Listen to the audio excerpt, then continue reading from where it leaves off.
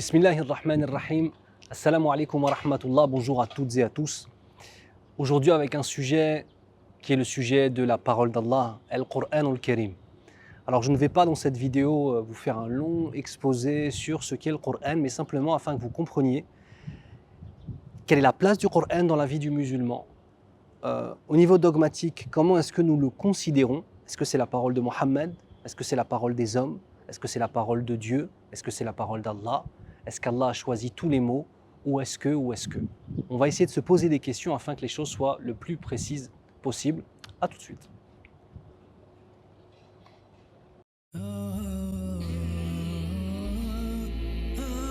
Bismillahirrahmanirrahim. Assalamu alaikum wa rahmatullahi wa barakatuh. Nous allons parler aujourd'hui d'un terme qui est extrêmement cher au cœur de tous les musulmans, qui est celui du Qur'an al-Karim, que l'on dit en français le Coran. Déjà, première des choses, nous estimons que le Qur'an n'est pas la parole d'un homme, mais il est la parole d'Allah, qui a été révélée à Mohammed sallallahu alayhi wa sallam par le biais de Jibril, c'est-à-dire l'ange Gabriel alayhi salam. Et là, ceux qui ne sont pas musulmans disent, mais comment ça là? Cet homme qui est musulman avec une grande barbe, il a dit l'ange Gabriel. Eh bien oui, l'ange Gabriel, Jibril alayhi salam, fait partie des anges que nous reconnaissons et dont nous reconnaissons l'existence, et qui est celui qui avait la mission de porter le message divin au prophète. Il est donc celui qui a donné la Torah à Moussa, à Moïse. Il est celui qui a donné l'Injil, l'évangile, à Isa, à Jésus. Il est celui qui a donné Zabour, les psaumes, à Daoud, à David, et il est celui qui a ramené le Qur'an à Mohammed sallallahu alayhi wa sallam, le tout émanant d'Allah. Donc le fait qu'il soit révélé, qu'est-ce que cela signifie? Cela signifie que nous estimons que c'est la parole d'Allah. Il n'y a pas d'intervention humaine dans le choix des termes. Et ça, c'est fondamental dans notre relation avec le Qur'an. Vous avez dû être étonné de voir ces musulmans qui ne font jamais une chose dans la religion sans dire « et Allah nous dit ». Et le prophète sallallahu alayhi wa sallam nous dit. Pourquoi? Parce que nous avons un lien avec les textes qui est un lien fondamental. Et ça, en tant que converti à l'islam, ça fait partie des choses qui m'ont attiré à l'islam. C'est-à-dire ne pas se convertir à la religion d'un peuple ou la religion d'un homme, mais se convertir à la religion d'Allah. Revenir au texte. Où en fait, ça m'a vraiment impressionné de voir cette notion-là chez les musulmans de « je ne peux pas parler sur la religion d'Allah si je n'ai pas des versets qui viennent m'expliquer et étayer mon argumentaire. Je ne peux pas mentionner quelque chose s'il n'y a pas le prophète Mohammed sallallahu alayhi wa sallam qui l'a ordonné en tant que tel. Je parle dans les fonctionnements du din. Nous sommes attachés au texte. Troisième des choses, le Coran est vivant. Le Coran est vivant. Ce n'est pas un livre qui est mort, ce n'est pas un livre que l'on a, sur lequel on a fait des belles calligraphies, c'est joli, et puis on l'accroche au mur, et puis on n'a pas de relation avec lui. Le musulman et la musulmane se doivent de créer un lien avec le Coran, parce qu'il est vivant, et il a la capacité, Inch'Allah, de rendre nos cœurs vivants. Est-ce que nous allons réussir à créer ce lien? Quatrième chose qui est très importante, c'est le nom du Coran. Coran vient du verbe qara'a yaqra'u, qui signifie lire.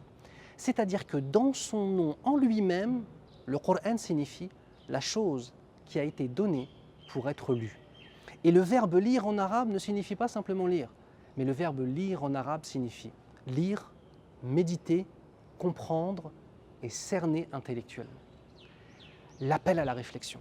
Et ça, pareil, moi, ça a toujours été une chose qui m'a impressionné dans l'islam, cette notion d'appel à la réflexion et d'appel à faire le Coran, faire du Coran un compagnon. Pas simplement un compagnon de lecture, mais un compagnon ici aussi, dans sa façon de réfléchir, et un compagnon ici, dans sa façon de ressentir. Le Qur'an al-Karim, comme je vous le disais, n'est pas simplement un livre. Il est ce que nous, musulmans, estimons comme étant la voie de la purification de nos âmes. Et vous verrez toujours les musulmans s'accrocher. Alors c'est vrai que pendant le Ramadan, pendant le mois de Ramadan, il y a beaucoup plus de musulmans qui lisent le Coran. Et cet amour qu'on est censé lui porter toute l'année, et là je parle à mes frères et sœurs, Allah yahdikoum, qu'Allah nous guide tous, hein. L'amour pour le Coran, ce n'est pas uniquement pendant le mois de Ramadan, c'est dans toute notre existence, Inch'Allah ta'ala. Et comme je vous le disais, les musulmans sont attachés à ce Coran. Nous allons le prendre comme étant, nous allons mettre le Coran, les moralités qu'il porte, les messages qu'il porte, les histoires qui sont là pour nous enseigner qu'il porte, Pour ceux et celles qui ne sont pas musulmans, par exemple, écoutez bien, nous avons une sourate qui s'appelle la sourate Mariam. Mariam, Marie, sourate de Marie, dans laquelle est décrit la naissance miraculeuse de Isa, de Jésus, alayhi salam. Nous avons la sourate Youssouf, alayhi salam, qui est la sourate qui vient nous décrire la vie de Youssef.